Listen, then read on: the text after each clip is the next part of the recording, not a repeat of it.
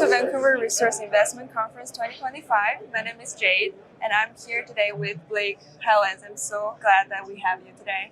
So he's the CEO of Lithium Ionic. So how are you doing today, Blake? I'm doing well. Thank you for having me.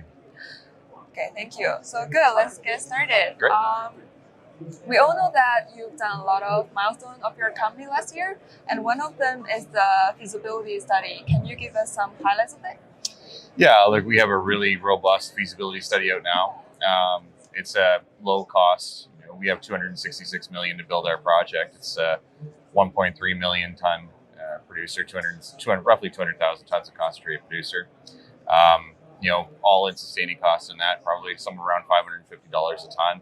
It's a really robust, I think, an excellent economic story. But that being said, it's a moment in time. It's getting better and better. We're updating our resources right now, and we've increased the measured category significantly. I think we're going to see throughput increase in that model. Certainly, I think the economics are going to look better. And one key aspect of our feasibility study that I like to point out is we were very conservative in pricing in the first 4 years. We used $950 a ton spodumene price in our model, and not a lot of people do that. So you'll see an average price of about $2,500. A lot of that is weighted in the later years when we should expect to see higher lithium pricing. But we were very conservative in our approach and still saw a $1.3 billion NPV on that project. So this is a really good story economically, and it continues to get better all the time. Cool, that is impressive. And another milestone that we know is you announced LOI of EXIM last year. Yeah, so how do you foresee the entire Bandeira's project being founded? Yeah, it's a great question. I think first of all, EXIM being the import-export arm of the United States government, which just had an announcement last week being that they would be import-focused entirely in this case, meaning they don't have to export the jobs for us to actually tap into that funding. It's treasury cost debt, some of the cheapest debt in the world. And it's really about us building a relationship with the U.S. government, saying to them, yeah, okay, you have an initiative to focus on bringing onshore U.S. material and supply obviously the battery market for that. And with that, we have an opportunity to finance a large part of our stack with EXIM. That's going to take some time. We have to work on what the supply chain model is going to look like with them. We have to understand what's the best deal for us. We've announced in there that Southcom, which is essentially the military complex of the U.S., would like to offtake material. There are U.S. automotives that would like to offtake material, and all of that would fit very well into the EXIM mandate. But I would say near term, we have a lot of opportunities that are non-dilutive to our shareholders now and potential shareholders going forward that can fast track our build timeline. And so that we can start right away and actually get this project up and running by 2026. Cool. So now I'd love to discuss something about the Baixa Grande. So how do the mineral resource estimate will influence your company's plans to fully realize its potential?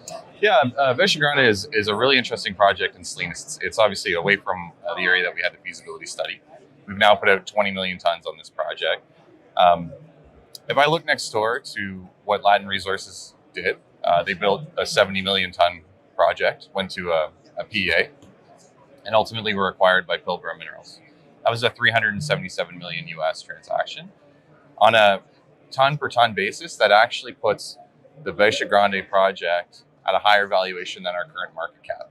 So you could take Baixa Grande on its own, have that as a standalone company, and arguably we could have the same market cap we have now, where we have a project with a 1.3 billion NPV next door. So of course it doesn't make sense, and of course it's my job and our job to unlock the value in this project. But I do think it's a big part of what we're doing, which is we're the fastest growing resource company in the region. We've shown great exploration success, and as we start to build these projects, we're going to unlock a lot of value. Cool. So next, I really want to know that what is your milestone this year to working on to advance your company's projects? Yeah, that's a good question. So we've already put out one resource. We have another one coming. That's going to ultimately feed into an updated feasibility study. A lot of the advanced work on that is coming along.